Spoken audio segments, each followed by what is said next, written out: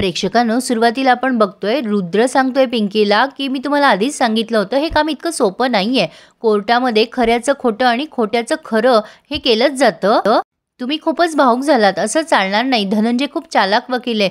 त्याला जर आपल्यातला एक सुद्धा वीक पॉइंट दिसला, तो आपल्याला मात दिल्याशिवाय राहणार नाही. पिंकी म्हणते, सॉरी रुद्र साहेब, मला कोणी काही बोललं तर चालेल, सहन करेल मी, पण रूपाला कोणी काही बोललं ना की मी नाही सहन करू शकत. पिये दाजी रूपाबद्दल काही पण बोलत होते, मी ते सहन नाही करू शकले. रुद्र म्हणतो, हे बघा सरपंचबाई, कोर्टात लढायची असेल ना त्याची सवय करून घ्या तुम्ही. पिंकी म्हणते, मी प्रयत्न करेल. रुद्र म्हणतो, ठीक आहे, जे झालं ते झालं, आता आपण काही करून त्यावर काउंटर अटॅक करावा लागेल. ते सगळे मिळून आपल्याला खोटं ठरवायचा प्रयत्न करताय, आपले पुरावे खोटे ठरवायचा प्रयत्न करताय, पण आपल्याला त्यांना खोटं ठरवावं लागेल, त्यांचे पुरावे खोटे हे सिद्ध करावं लागेल. आपल्याकडे काहीतरी मिसिंग आहे जे शोधायचे आपल्याला, पण सगळ्यात आधी DNA टेस्ट खोटे होते हे आपण सिद्ध करूया. कोर्टाच्या पूर्ण तारखेला तयारीनिशीच जावं लागेल. तुम्हाला त्या रिपोर्टबद्दल काही आठवतंय का आणखीन? सरपंचबाई, आपण डॉक्टर संध्यांना आत्ता जाऊन भेटूयात. पिंकी म्हणते, आत्ता? पण आता महादेवराव म्हणतात, हे बघा पिंकीबाई, आमची काळजी करू नका, निरीताई आहे ना आमच्या सोबत. आता पिंकी आणि रुद्र दोघंही निघालेत दवाखान्यात. दवाखान्यामध्ये डॉक्टर चेक करत असतात रूपाला. चंद्रिताईंना विचारतात की आज दिवसभरात हिने काही मूवमेंट केली का? चंद्रिताई म्हणतात, नाही हो डॉक्टर.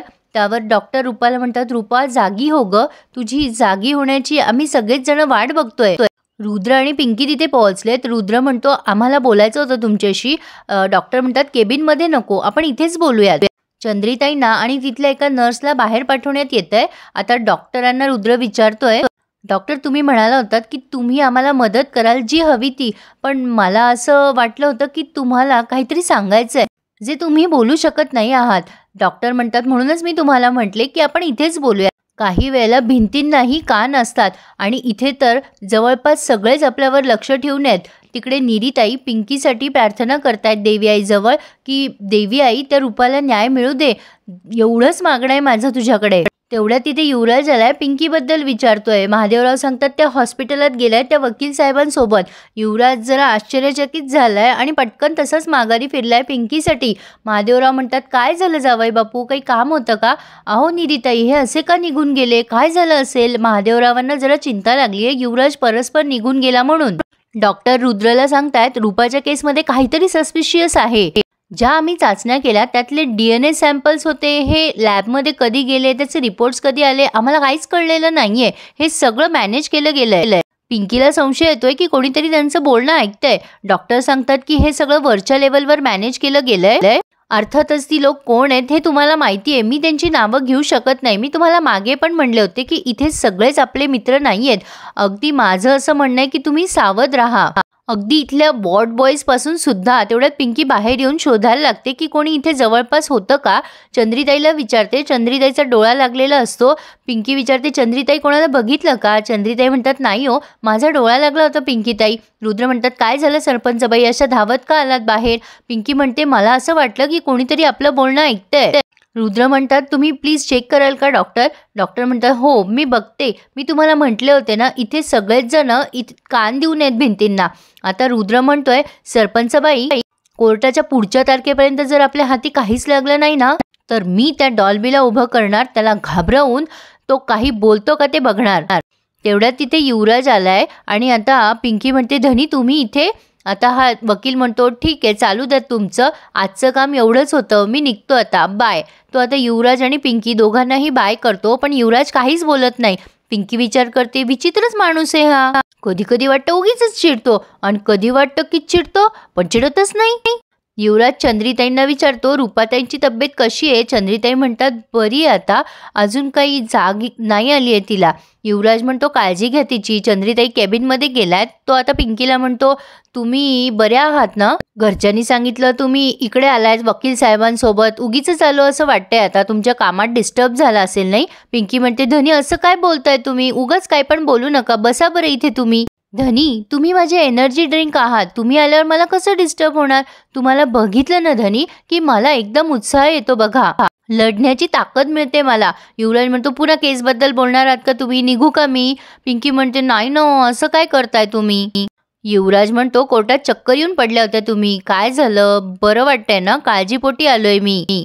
पिंकी म्हणते, धनी तुम्हाला बघितलं ना लई भारी वाटतंय बघा.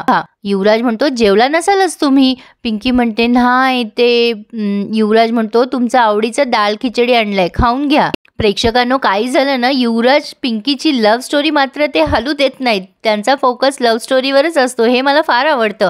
पिंकी म्हणते, धनी मला प्रॉमिस करा, जोपर्यंत मी सरकारवाड्यात येत नाही तोपर्यंत सकाळी उठल्यावर मला तुमचा फेस दिसला पाहिजे आणि रात्री झोपायच्या आधी एकदा तरी आपली भेट झाली पाहिजे. करा बरं प्रॉमिस, हाच आधार आहे मला आता. पिंकी म्हणते, करा ना प्रॉमिस धनी, करा ना. युवराज म्हणतोय, तुम्हाला नाही म्हणू शकतो का आम्ही? आणि त्याने पिंकीला प्रॉमिस केलंय की तो रोज पिंकीला भेटायला येणार. बरं चला, गप्पा नका मारू, अगोदर खाऊन घ्या बरं. तो पिंकीला जेवायचा आग्रह करतोय, पण इकडे मात्र डॉल्बी झोपलेला असतो जेलमध्ये आणि तेवढ्यात ह्या पोलिसांचं काहीतरी काम असतं म्हणून हे सगळेच्या सगळे पोलीस चौकीच्या बाहेर गेलेले असतात. या संधीचा फायदा घेतात प्रिन्स आणि संजू. प्रिन्स संजूला म्हणतो, तू इथे लक्ष दे, बाहेर कोणी आलं ना तर मला इशारा कर. आणि आता यांना डॉल्बीला धमकवायचे म्हणून आता डॉल्बी झोपेत असताना हा प्रिन्स त्याला उठवतो आणि म्हणतो, ए चल उठ उठ, आमच्या विरुद्ध साक्ष देतो काय, जास्ती माज आलाय का तुला? आणि त्याने डॉल्बीचा गळा आवळायला सुरुवात केली आहे. डॉल्बीला श्वास घ्यायला त्रास होत असतो, तो ठसका देत असतो, सोड मला सोड मला असं पण त्याला बोलता येत नसतं बिचारायला, इतकं त्याने त्याचा घट्ट गळा आवळलेला असतो. शेवटी संजू त्याच्या जवळ जातो आणि म्हणतो, ए सोड बाबा, मरेल ना तो डॉल्बीला सोडवतो आणि त्याला पाणी देतो. तेवढ्यात सुशीलाबाई तिथे येतात आणि म्हणतात, डॉल्ब्या काय झालं रे? डॉल्बी मोठ्याने खोकलत असतो, त्याचा श्वास गुदमरलेला असल्यामुळे. प्रिन्स म्हणतो, काही नाही झालंय काकू, ठसका लागलाय त्याला. सुशीलाबाई म्हणतात, असं कसं ठसका लागला त्याला? आणि आता धनंजय म्हणतो, मोरे जरा वेळ प्लीज उघडा ना दार. आता ते मोरे म्हणतात, साहेब लवकर करा, माझी नोकरी जाईल. धनंजय म्हणतो, काळजी नका करू. सुशीलाबाई डॉल्बीला बसवतात, त्याची पाठ वगैरे चोळतात आणि म्हणतात, काय झालं रे डॉल्ब्या, काय हाल झालेत माझ्या लेकाचे? डॉल्ब्या काहीतरी खाऊन घे रे. धनंजय म्हणतो, सासूबाई मला बोलायचं आहे महत्त्वाचं त्याच्याशी. सुशीलाबाई म्हणतात, त्याला खाऊ तरी द्या. आता डॉल्बी 2-4 घास खातो. प्रिन्स आणि संजू सतत यांच्यावर नजर ठेवून आहेत. आता डॉल्बी थोडंसं खाणं झाल्यावर म्हणतो, दाजी तर रक्ताच्या डागाचं काय उत्तर द्यायचं? मला कळलं नाही ना कोर्टामध्ये, तुम्ही मला काहीच सांगितलं नव्हतं. धनंजय म्हणतो, मी तुला तेच सांगायला आलोय, मी जे बोलतोय ते नीट लक्ष देऊन ऐक. प्रिन्स आणि संजू दोघांचेही कान धनंजयकडेच आहेत, म्हणजे धनंजय काय बोलतोय हे सगळं ते लक्ष देऊन ऐकतात. धनंजयने जे काही उत्तर दिलंय ना डॉल्बीला प्रेक्षकांनो, ते आपल्याला ऐकवलं नाहीये. फक्त धनंजयच्या बोलण्यावर डॉल्बीने मान हलवली एवढंच त्यांनी दाखवलंय. आता धनंजयचा हा प्लॅन वर्क करेल का हे पुढे बघण्यासारखे. आता डायरेक्टली त्यांनी कोर्टामध्ये दाखवलंय सगळ्यांना. सुरुवातीला रुद्र म्हणतात, मी डॉल्बी धोंडे पाटील यांच्याशी बोलू इच्छितो, मला त्यांना काही प्रश्न विचारायचे आहेत. आता रुद्रने डॉल्बीला प्रश्न विचारलाय, काय डॉल्बी धोंडे पाटील, काय रे तुझं असं म्हणणं आहे की तू क्राईम सीनवर त्या रात्री नव्हताच, म्हणजे कुठे होतास तू नेमका? डॉल्बी म्हणतो, नाही मी नव्हतोच तिथे, आम्ही पार्टीमध्ये होतो. रुद्र म्हणतो, आम्ही? डॉल्बी म्हणतो, आम्ही म्हणजे आम्ही 3 जण. हे बघा, हे मान्य आहे की आम्हाला जरा दारू जास्त झाली होती, पण आम्ही बसून होतो एका ठिकाणी, तिथे पार्टीमध्ये वेगळ्या खोलीत होतो आम्ही. आणि तेवढ्यात ना तिथे पिंकी वहिनी आली. त्या आल्या आणि मला म्हणाल्या, थांब आता तुझं माझंच जिरवते मी. हे ऐकून पिंकी चकितच झाली, म्हणजे पिंकी कधीच त्याच्या खोलीत गेली नव्हती. युवराज आणि पिंकी दोघंही एकमेकांकडे बघायला लागले. डॉल्बी सपशेल खोटं बोलतोय. डॉल्बी म्हणतो, पिंकी वहिनी मला धमकी देऊन निघून गेल्या, त्यानंतर काय झालं ते मला आठवत नाहीये. डॉल्बी पुढे म्हणतोय, त्यानंतर मी माझ्या घरी गेलोय. रुद्र म्हणतो, एकटाच गेला होता का तू? आता जरा चाचरलाय डॉल्बी, ते हे म्हणजे मी आठवत नाहीये मला, मी प्यायलो होतो ना खूप त्या रात्री. हो पण मी एकटाच होतो. आता हे त्याची उत्तरं जरा संशयास्पद आहेत. आता मात्र रुद्र जोरात ओरडतो त्याच्यावर आणि म्हणतो, डॉल्बी तू सपशेल खोटं बोलतोय, तुझ्यासोबत हे दोघेही होते, प्रिन्स आणि संजू. आणि आता इथे मात्र डॉल्बी चांगलाच चाचरलाय प्रेक्षकांनो. डॉल्बी दाखवतो तितका हुशार नाहीये, तो पोपटासारखा सगळा गुन्हा कबूल करणार हे मात्र 100% खरं आहे. माझा अंदाज खरा निघणार, कारण डॉल्बी घाबरतोय आणि जेवढं धनंजयने सांगितलं तेवढंच त्याच्या उत्तर लक्षात आहे. मनाने काय बोलायचं हे ते डोकं चालवत नाहीये तो.